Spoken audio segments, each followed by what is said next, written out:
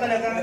Wow! Coming from you, Bakit nakakalimutan mo, ipapaalala ko lang sa'yo, nung nag-aaral pa tayo ng elementary at saka high school, sino sa ating dalawa ang palaging honor student? Sino sa ating dalawa ang palaging nasa stage? Hello, ako.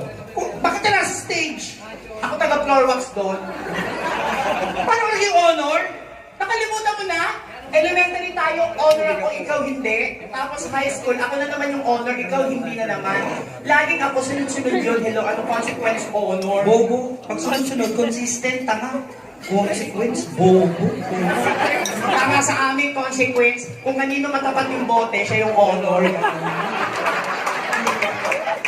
So parang pinapalabas mo na mas matalino ka sa akin. Naman, kung para sa'yo, Sige, kung talagang matalino ka, saan ka nag-e-excel? Hoy, hindi lang ako nag-e-excel, pati in hell.